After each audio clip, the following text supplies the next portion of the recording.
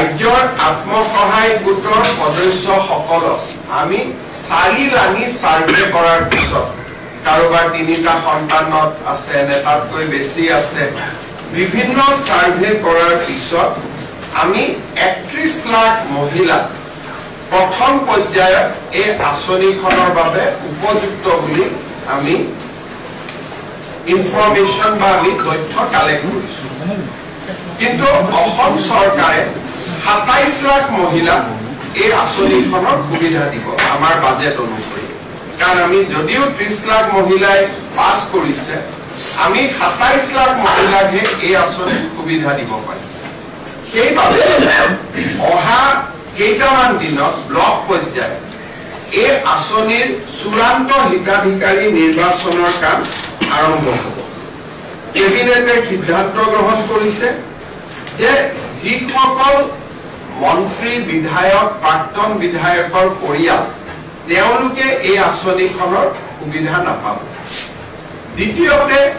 যিসকল ৰাজপত্ৰিত বিষয়া gazetted class 1 and class 2 officer তেওঁলোকৰ পৰিয়ালেও এই আঁচনিৰ সুবিধা নাপাব যিসকলৰ আমাৰ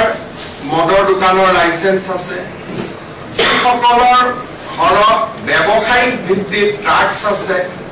জেচিবি আছে বা যিসকলে আয়কৰ পৰিশোধ কৰে তেনেকুৱা লোকেও বা তেনেকুৱা আইমাত্ৰীও এই আঁচনিখনৰ সুবিধা নাপাব আৰু যিসকল আইমাত্ৰী মহালাখপতি হৈছে তেওঁলোকক আমি এখন কুকিয়াকৈ আঁচনি দিম যেহেতু অলৰেডি তেওঁলোকে বেংকৰ পৰা লাখ টকা লোনেই ললে গতিকে 10,000 টকা লোৱাত ইয়াৰ প্ৰয়োজন নাই কিন্তু তেওঁলোকক আমি কুকিয়াকৈ আৰু ভাল আঁচনি এখন দিয়াৰ বাবে আমি চিন্তা কৰিম এই ধৰণে আমি যেটো মহিলাসকলক 10,000 টকা দিয়াৰ ঘোষণা কৰিছিল সেই আঁচনিখনক আমি চূড়ান্ত পৰ্যায়লৈ লৈ গৈছো আৰু আঁচনিখনৰ শুভ উদ্বোধন এপ্ৰিল মাহত আমি বিহালী সমষ্টিত কৰিবৰ বাবে সিদ্ধান্ত গ্ৰহণ কৰিছো অৰ্থাৎ